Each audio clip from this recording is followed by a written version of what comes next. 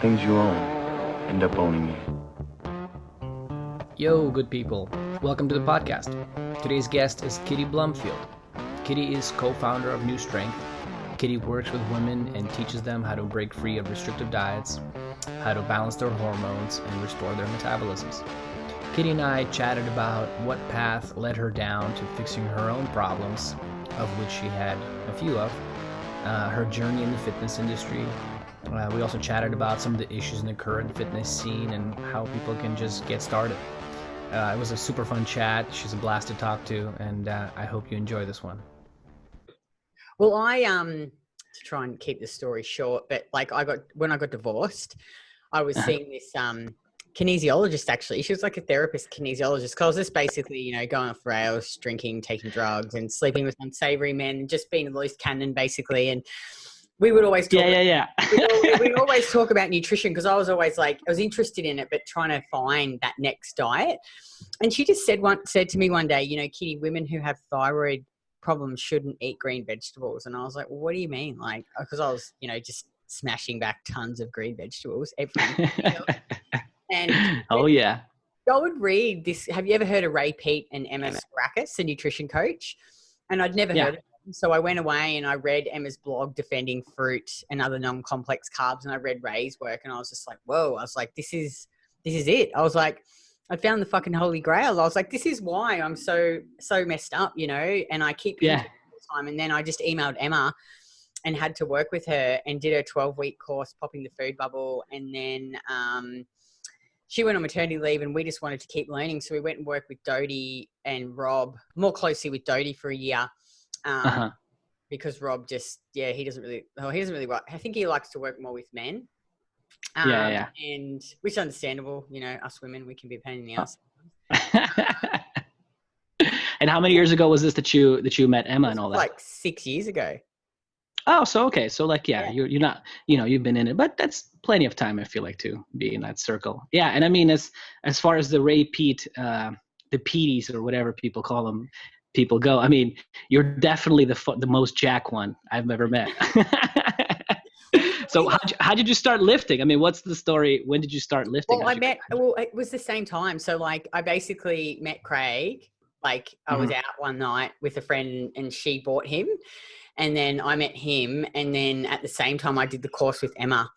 And he's a PT and really loves strength training. And so he started to teach me how to properly strength train. And I just loved it. I just you just fall in love with something. And took to it like a duck to water and decided to do a bit of powerlifting. And so that we learned about the nutrition and I got into the lifting and combined because Craig was he'd come from, you wouldn't know this guy probably, but Damon Hayhow, he's like a recomp. He does this recomp certification.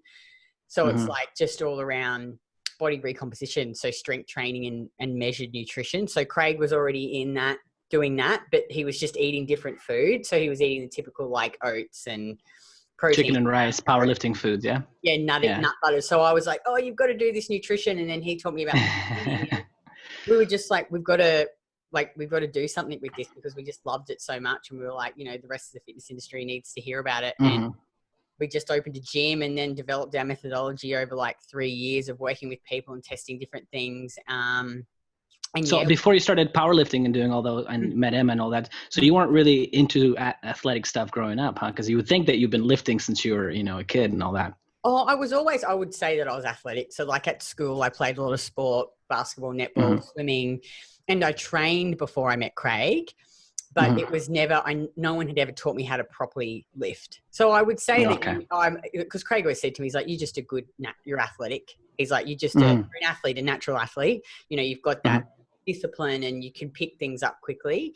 So when he started to coach me and then I worked with lots of different really good coaches, I think naturally, I mean, I'm not good at singing. I'm good at lifting. But this is something I'm good at. Yeah. But I'd say 6 years of solid, proper lifting. And so where does Craig get you said, you mentioned a guy named Damon, never heard of him. I mean, what other people does he follow that he gets his training from? So he's worked with a lot of different people. We have initially a lot of people who've influenced him have like Damon Hayhow. He holds world records in powerlifting and bodybuilding. So he worked with him, became recomp certified. So he's a recomp certified coach. If you look that up, it's like a certification you have to do. It's quite hard, actually. You have to, you know, in an 8-week period, you have to achieve a certain amount of body composition change. So you get points for fat loss and muscle gain. And And how do you guys measure that? Do you measure that with skin calipers or DEXA scans, or how do you do that? Yeah. So you have to go and see a specialist, a recomp specialist. They take all your skin folds and weight at the start and at the end, and then you get a score. And you also have to lift a certain amount. So you have to squat, bench, and deadlift a certain number to be able to get the certification. So he did that. So it's just those 3 lifts. It's just the classic powerlifting lifts you're saying. Yeah. It's not like chin-ups or anything like that. No. Okay. So you guys are hardcore. I like it. So he did that, and he worked with, there's another friend of ours, Maddie, who's had a lot of influence from that. And then we've worked with some really awesome powerlifters. Thomas Lilly, he's amazing. I worked with him for a year, just sort of fixed up some like my squat was a bit shit, and, you know, I'd sort of developed a bit of not bad deadlifting technique, but I just really lift through my back. But we worked with him for a year.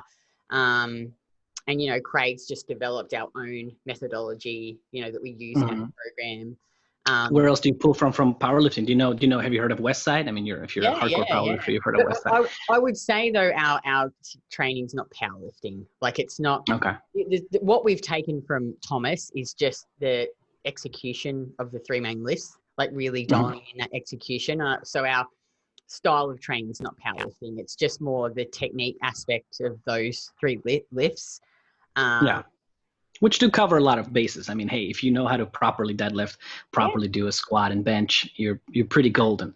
Only thing I feel like powerlifting, it is missing that overhead pull. I do think that the pulling pull-ups and chin-ups or stuff like that are quite important. You know? They're just training specifically, obviously, for a goal of being the best. Of course, yeah, I know. They're eating chicken and rice and just, fuck, let's go, motherfucker. Yeah. And I think, you know, like people, like I trained with Thomas for a year and did that type style of programming for a year most recently, and it's just, you know, just fucking squatting, benching and deadlifting every second, you know, but you become really good at the movements, obviously, you know, doing them so frequently. Your body starts looking like it, right? You have a big belly kind of going on. Some of the big guys, right? That's the food but of course it helps. We work with a lot of different awesome, amazing coaches and pull different aspects of what they do, and, you know, just because we've worked with so many women, so there's trends and patterns of what works, and we've just developed our own methodology and different types of programming, you know, to suit our clients and what stage they're into, you know, like. Yeah. Some so people, like to step back, like I'm curious, like how has your training, you know, if before you got into this whole world of powerlifting and all that, I'm curious how, you know, what was your training then and how did you eat then? I kind of want to know the backstory there. Like a retard. That's not politically correct. Don't you say that, Kitty? Yeah, like we're in the LA over here. You can't say things like that around here. I ate like a stupid fucking asshole, basically. A tard, just a tard. Tard is okay. So I would get up every day and I would drink my black coffee, and I would go and do RPM. So, like, I did a lot of classes. RPM was my morning fasted cardio kind of thing. Yeah, it's the best. And then I did my, you know, quarter of a cup of oats with protein powder and water and blueberries. So I'd like shake it and then just eat it from the gym. Tasty.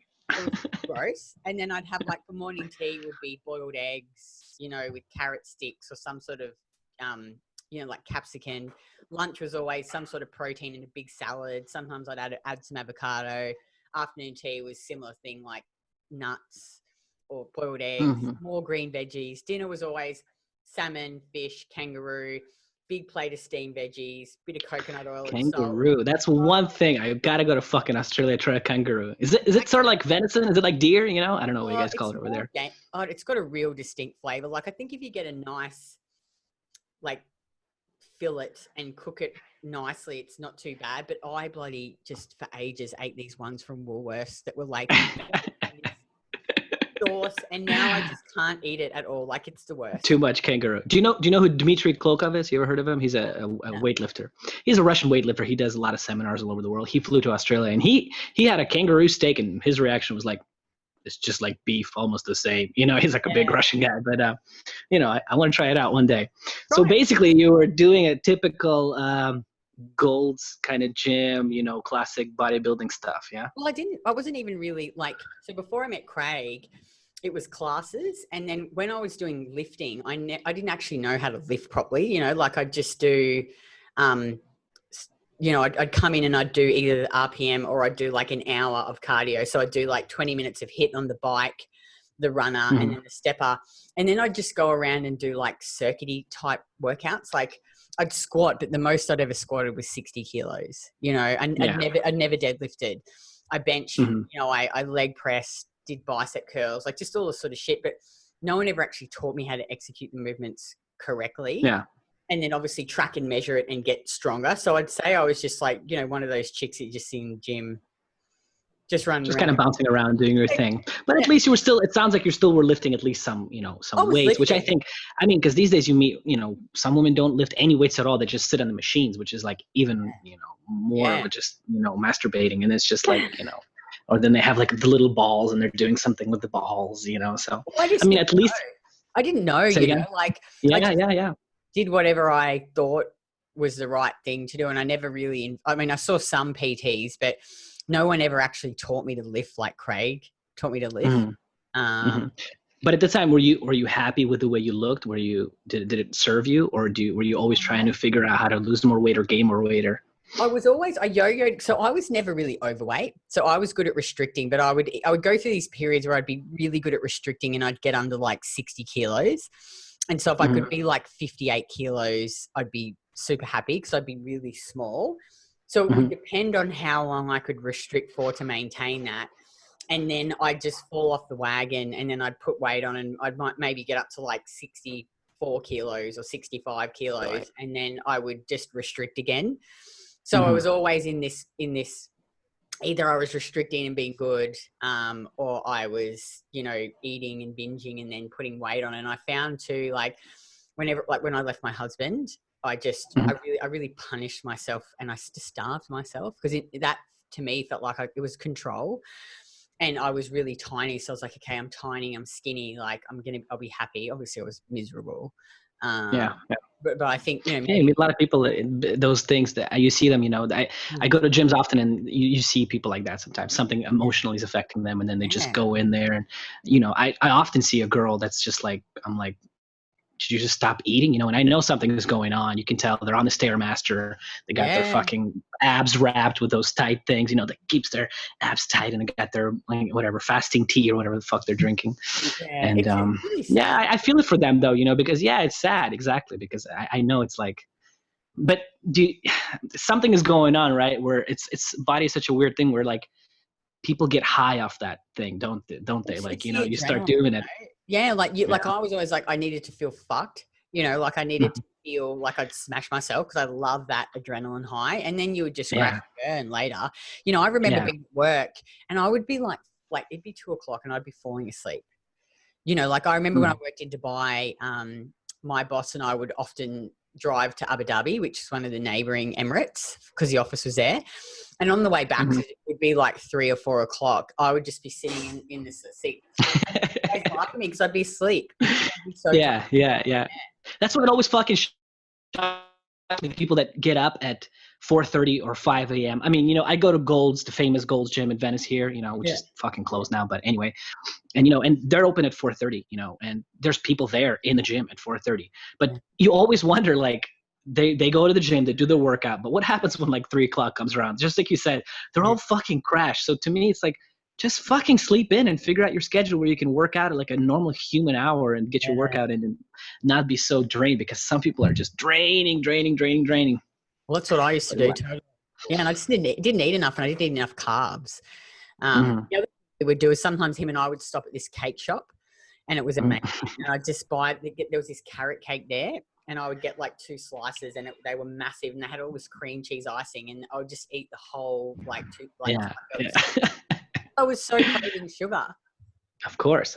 And so, I mean, were you experiencing any, you know, typical symptoms of that sort of dieting and working out kind of thing? Yeah, well, and it's interesting now that I look back, because at the time I didn't realize that it was so bad. But I had like irregular and painful periods. There was like times when I wouldn't have my period for 6 months, you know, because of the dieting. I had a couple of miscarriages. I had polyps removed. I had, like, back then I'd get pap smears and I had some precancerous cells removed off my cervix, like, you know, got put under. And I didn't, at the time, I just didn't like realize that they were connected. No. And obviously now that I'm better, well, I'm eating properly, I don't have any of those issues anymore. You know, there's like a huge, right now it's so many women I meet, either have no period, or they just lose it, or it's super painful, like you said. So many women that I work with are experiencing that. And the sad part is that a lot of them are kind of taught like, it's normal, it's okay. I don't know. I mean, I'm not a woman, you know, but I don't think so, you know. I don't know. So when you had earlier on, you said you had this like moment where you read like, oh yeah, this is it. I mean, so what happened after that moment? You know, how did things change? Well, you know, because it was the sugar, because I was really so anti-sugar. And when I read her blog article, I was just like, whoa, like the fitness industry has been lying to me. Like, this is the holy grail. I found it. And I emailed her and just said, I wrote her this big long email because she was only taking clients by application because she was about to go on maternity leave. And she took me on board as a client, and I was just like, this is just life-changing. You know, when I just instinctively knew that what she was telling me was right.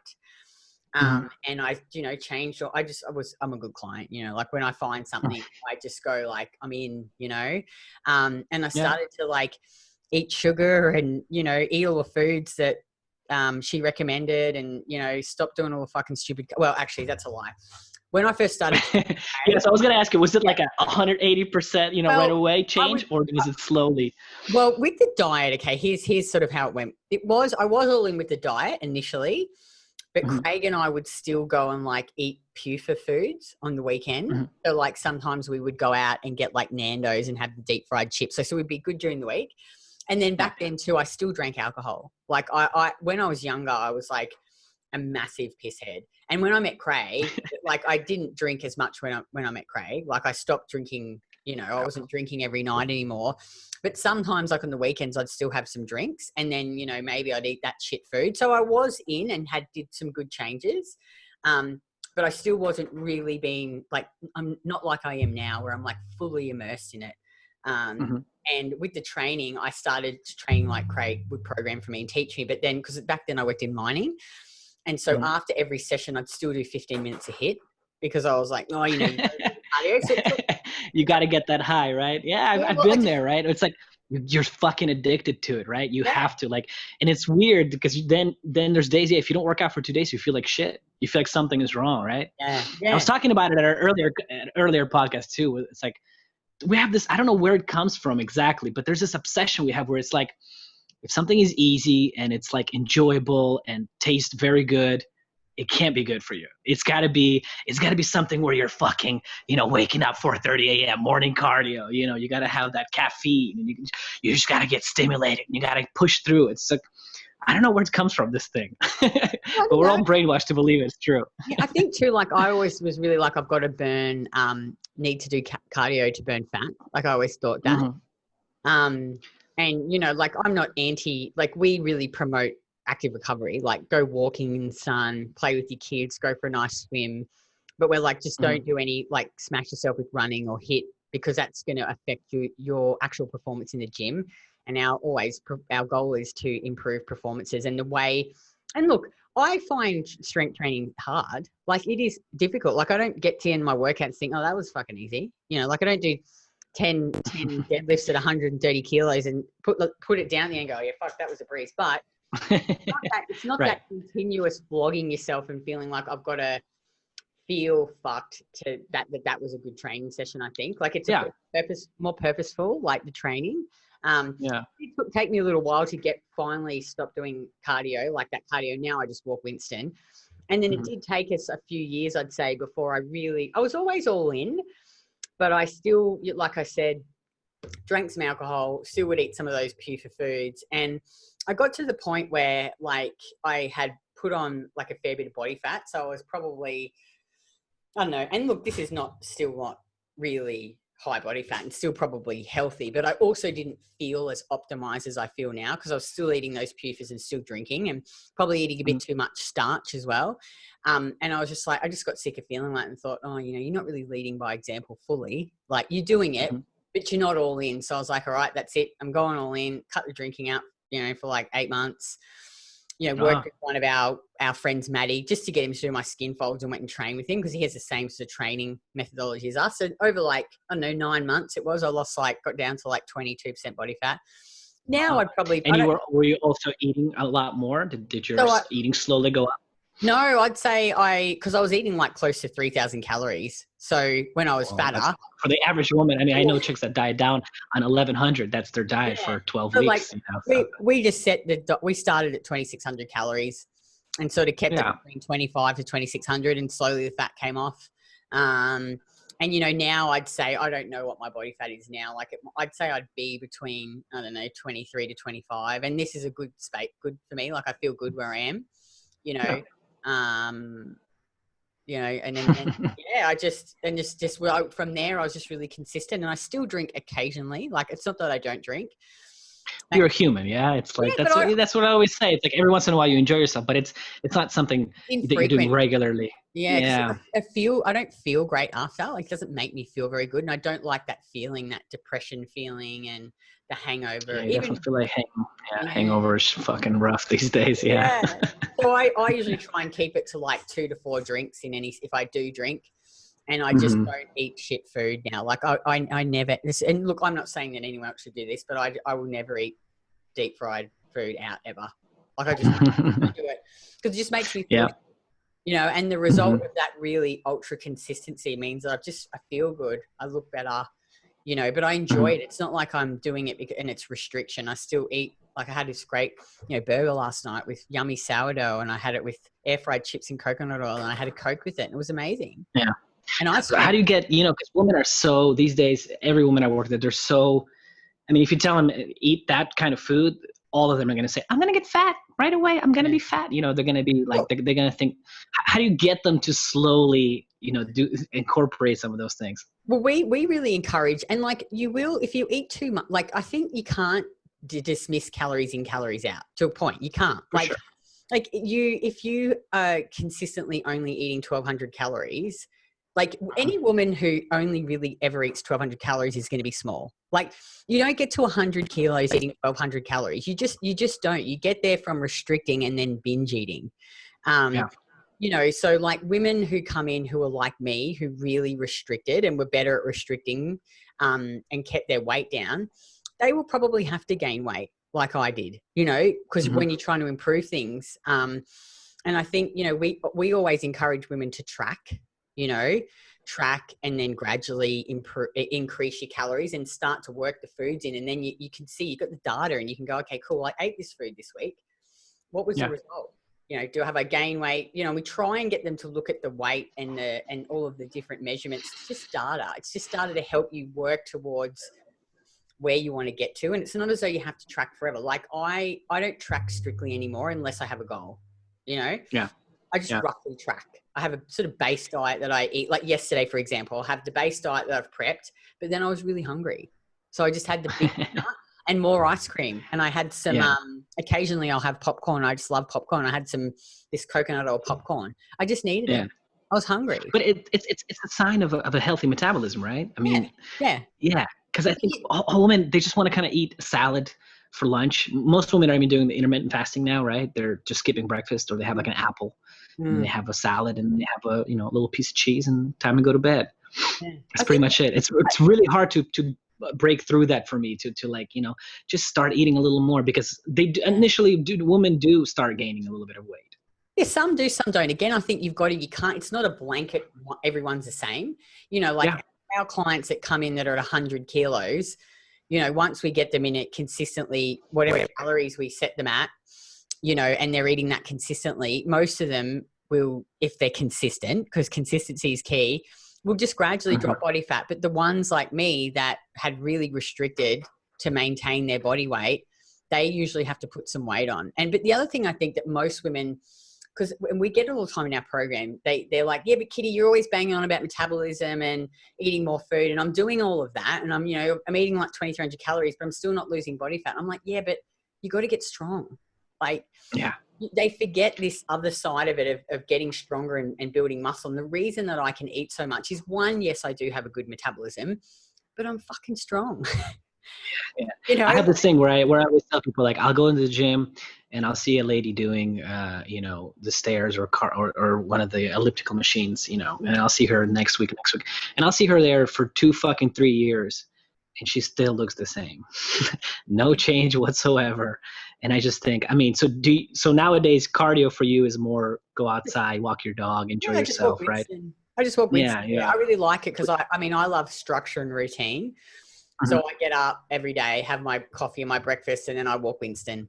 And again, I get out. I like to get out and get sun too, and the movement's good, I think. Of course, especially because I sit at a desk all day. Like, I sit here at my computer, but I never run. I never go and do a 5-10K run or do sprints or anything because, like, my training's hard. When I train hard and I need the recovery, like, you can't do everything intensely. It's like train. I always say to women, what is your goal? Like, train for your goal. If your goal is to be a marathon runner, train for marathons. If your goal is to be a good soccer player, you do training specific to that. If your goal is to be toned and athletic, then you need to train like a strength athlete. That's how you train. And if you want a better metabolism, But Kitty, what if I get really big and I get huge muscles? I don't want to look like a man. I fucking wish that it was that easy. It's like, it's not that's what I always say. That's what I say too. That's my reply. It's like, fucking just try it. Trust me. Try it. It's hard for an average guy that has never. I know Craig says that too. He's like, if you ever figure it out, tell me, because, like, I'd love to know how you can just get jacked. It's years and years of training and just like people, I think, forget too that, like, I've spent a lot of years working with some really amazing coaches and being dedicated to that training, like 3 to 4 days a week, consistently getting coaching, and it's like, and improving my technique and getting stronger. And I'm a natural, I think, just an athlete. Like, that's, I sort of have just done well at lifting. I don't know. Some things you're just better at. And it's like, it takes a long time and a lot of discipline. I look at the women in our program, like, just for example, Anna Hansel, who just looks even better than me. Like, she's incredible. She's 56 kilos and just jacked. 56 kilos, eats 2,400 calories, leaner than me. But she's just got that, like, drive and determination in it. And she's, like, meticulous with her training, like, sends her videos in every week. She's just, you watch her train and she has that grit, and she's so consistent with her food. And I think if you want that result, you have to be willing to do the work. And it's like, I'm not saying that everyone should want this result. Like, I say that to every woman in the program. Like, I'm not here to tell you how you should look, how you should feel. You just need to tell me, Kitty, this is my goal. And I'll be like, okay, well, this is what you need to do to get there. Not everyone wants you don't just start lifting 100-kilo deadlifts overnight. You start somewhere, and it's going to take you a year to get to 50 or whatever, and then it's going to take another year. So it definitely. So, what's your training nowadays like? How many days a week do you train? Truly, I only train 3 days a week. It's so funny because, like, recently, because I really value progression. Like, that's one of my, I think, highest values. And, I've done a bit of powerlifting. I did it for a year with Thomas and before that, and competed, and I liked it. But I was like, no, I don't now. I think with where our business is at, like, we're so busy all the time. Like, and Craig and I've talked about this all the time. He's like, if you wanted to develop your physique further or even get really much stronger than you are, he's like, you really have to apply yourself. Like, maybe we'd do 4 days of training. You'd have to really be even more meticulous with your food and your recovery. And, like, we'd have to, and, I just don't want to do that now. I'm like, you're not planning on competing, are you? Or are you? No. I just, like, now he's like, just be okay, Kitty, with just maintaining where you're at, because it's like, you also want to feel good as well. Like, I want to feel rested. And, my problem too is that I'm so used to training at a high intensity. My problem too is, like, just recently I was like, oh, I might do this program from Win at Life. And it was like, it's called Augmenter Phase 3, but it's designed for less experienced lifters. So, like, when you're first starting out, you're not lifting to your true capability because you don't have the skill level yet and you don't know how to train hard. So you can do more volume and you can train more frequently, because obviously like someone who's my weight's only squatting like 50 kilos and I'm squatting 110, you know, for sets of 6. So I went and did this fucking program. Are you showing off right now? Are you showing off, Keela? No, but you know, like I'm just saying that, like I did this program where I was like lifting with a lot of intensity and lots of volume. So week 3, I just hit the wall. I was like, fuck, you know. You got to rest. Well, you'll be surprised. Taking him back sometimes, you might get a PB. A lot of times people take a week off, 2 weeks off, you know. And I've been there too. Laughing. He's just rolling his eyes at me. So now my program it's low volume, high intensity. So 3 days a week, 1 to 2 sets to failure. Like last session, I think I had 4 working sets in my whole program. Okay. Yeah. Yeah. So would you, if you get a new woman that wants to work with you, I mean, is that how you would pretty much set up her training, like 3 days a week? No? Yeah. How would you do it? Craig, we have like a process. We put them through like a form that they fill out. So it's based on, you know, like what's their current capability, how long they've been training for, what equipment they have access to, do they have any injuries, what time commitment can they put in?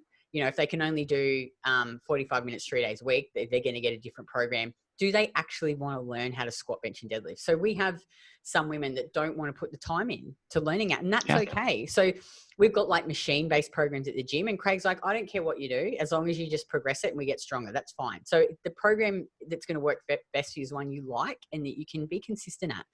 So yeah, I think that's important. A lot of women don't want to learn how to weight lift, you know, Olympic weightlifting or powerlifting. Yeah, and I think so. That's okay too, right? Yeah. So, but you still set them up kind of 3 or 4 days a week. 3 to 4 days a week. Yeah, and you know, like and then rest days.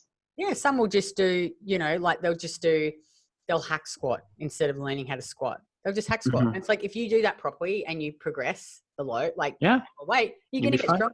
Yeah, you're going to build muscle. So you know, it's about the person and what they want to do and what they can commit to, you know, and the ones that actually do want to learn how to squat, bench and deadlift, Craig's got like a whole 12 months of like a program that he puts through. Yeah. And like I said, like those augmenters, because, you know, when you're first learning, you need that frequency. You need to practice the lifts. You got to do it a lot.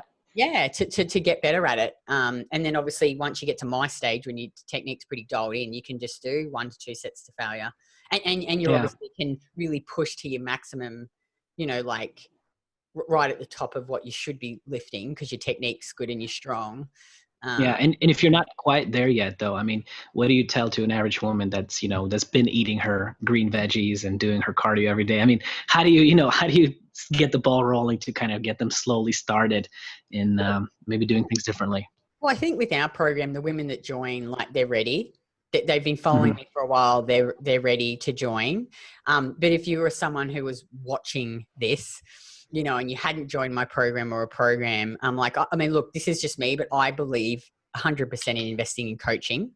You know, I'm someone who's invested hundreds of thousands of dollars in coaches for business, for lifting, because I want to find someone who's got the results that I want and has been able to replicate it for others and has walked in my shoes, you know, so knows like you're going to experience this, you're going to experience it, just do this. But you know, if you can't invest in coaching, you know, like just read like Kate Deering's got a great book. You know, it's how to hit metabolism, right? Yeah. It's always better just to start, you know, like we've got an amazing program called Break Free Basics, which is just an entry-level program, $79, lifetime access, has 2 training programs, you know, meal plans, our supplement protocol, some really good educational videos around digestion and hormones. So it's like, I do believe that everyone can afford to invest in some type of or small amount just to get them started. I think you've just got to, you know, you got to, and this is what I would say to myself as well, what I was doing wasn't working. Like I keep banging my head against a brick wall, you know, doing the same shit over and over again. Why dropping more calories, right? And eating less. Consistency, like you can't, I see a lot of women do this, they be consistent for a while and then they just go off track and they're like, this isn't working. I'm like, yeah, but it's not working because you're not being consistent. This isn't something that you just do for a few days and then you fall off the wagon. Of course it's not going to work. You know, you've really got to ask yourself, like, what is it that I want? Do I want to be free from restrictive diets? Do I want to build that strong body? Like you have to change who you are. That doesn't mean that you don't be perfect, but it means that when you fuck up and you have those micro failures, you stay focused and you just pick yourself up and keep going, rather than going, oh fuck, I'm just going to let it spiral out of control and go on this fucking 5-day binge and smash myself with cardio. You've got to just go, be kind to yourself and go, I'm in this for the long haul. If I make a mistake, I'm just going to keep going. Yeah. And so, and I mean, do you think if you're looking at the fitness industry in general, do you think it's heading that way, or do you think it's heading the other way? What do you think the current state of fitness industry is? Oh, fuck, I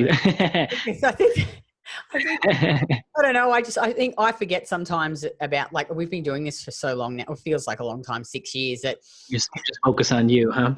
Yeah. And I forget about how shit it is out there. Like how, with all the keto and the low carb and the restrictive diets, I just feel like, what we do is normal. And I really try and stay in our own lane. Like sometimes people will send me stuff going, oh, Kitty, I can't believe that this woman's posting this. I'm like, just ignore it. Like you don't want to spend your time on Facebook scrolling through, arguing with people about sugar and, like let people will come when they're ready, Yeah. It takes time. And so what other, you got your diet figured out more or less. Do you use any supplements? I know you guys sell like cascara root, right? And you use some collagen. Yeah. So Emma, the nutrition coach, and I wanted, because I kept messaging her asking her, like, what skincare can I buy? What skincare? And there's just none. And I just messaged her one day and go, look, I'm thinking about doing skincare. And she goes, do you want a business partner? And I was like, yeah. And so Saturé was born, and Saturé means saturated in French. Okay. And it actually, it also means, it also means, I think it means fed up too.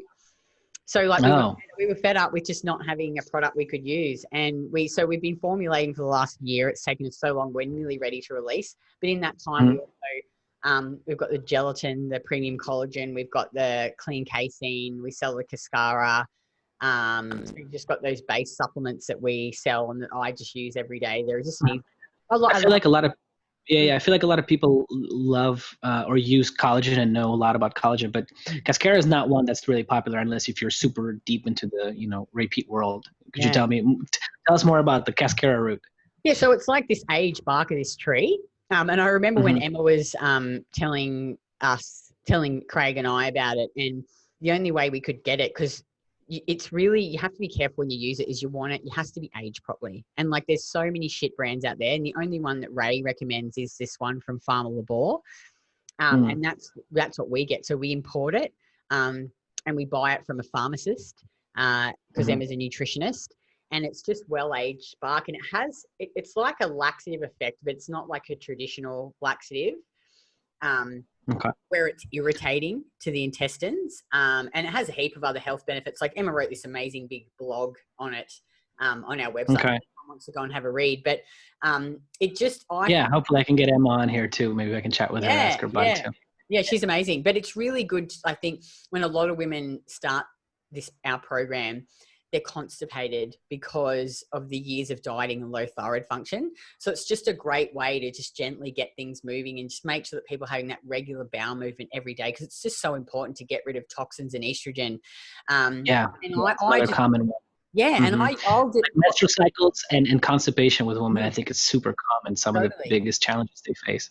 Yeah. And, like I'll even still take it just a tiny little bit every day. And, like if I miss a carrot salad, I'll take it. Or if we're going traveling, I'll take it with me. And you only need the tiniest little bit. It's just really amazing. And it's sold out now. Like we sold out our first batch so quickly, and we're waiting for more to come in just because of COVID. It's just been hard to get it. But it's a really, it's a really beneficial supplement. I reckon everyone should have it in their toolkit. Like just have it. And it lasts, it's this little bottle, but because you only use so much, it just lasts forever. Like it lasts so long.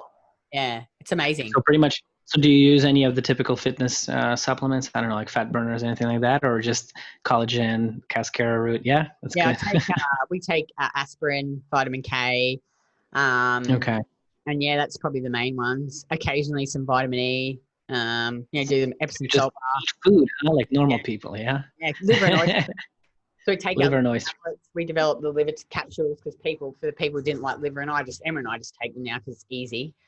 Liver. And so how is your state of health now? I mean, menstrual cycle is good. Way Yeah. better? Yeah, I mean, so occasionally, like, it's interesting now, like, I've got way more in tune with my body, and our business is stressful, you know, we're busy and big now. And, you know, sometimes, like, if I don't purposely make an effort to really prep my food in advance and, you know, do the rough tracking, sometimes, like, I got into this period of where I was like, just not that I was purposely not eating, but like I'd have breakfast and I'd be so busy and get to lunchtime I hadn't eaten. You just forget. Yeah, and you know, I just was under eating. So, you know, like if I know when my body's stressed, my cycle will get shorter. So like it'll come at like 24 days and I'm like, oh, okay, right, you probably need to dial it back a bit, like have a bit more rest, eat a bit more food, get a bit more sun, you know. So it seems like you don't have any fancy tricks, you know, it just seems like you just less stress and just eating food and working out and just doing you. That's really the basis of it all. Yeah. Oh, totally. Like I feel like just get so deep into the supplements and think that there's going to be this magic pill.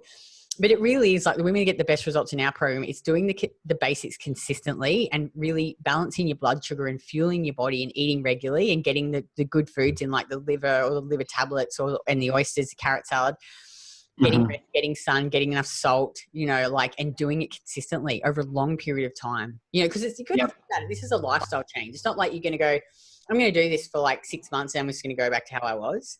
This is, you know, something that you can do. Yeah. It's just like with training. It's just like with training, right? You can do all the fancy kind of new equipment and use this ball and this stability thing and that. Yeah. But if you can't do a fucking pull up or a regular fucking squat or just if you're super weak in all of those things, it doesn't matter. It doesn't matter. So you got no muscle. Yeah. Just got to work on those basics. And I say the same thing with training, you know, it's just, you got to do them consistently, like you said, because if you're doing that basic thing once a month and then all the other fancy things, you know, every other day, that's not going to work either. Totally. And it just takes time. It takes time. Yeah. Time. Yeah. Well, it's been awesome. I don't know. I think you're speedy, you're fast, answering all the questions. Thanks for your time. No, you're welcome. It's good because I'm hungry. I'm like, usually I have my lunch. All right, I'll let you go eat. Yeah. You got to keep eating, right? Of course. I got to balance my blood sugar. I'll start to get hangry. Well, thanks so much. Never want a woman to get hangry. Jesus Christ, that's scary. Well, thanks so much for chatting to me. Thank you very much for coming on. Maybe we can do this again sometime.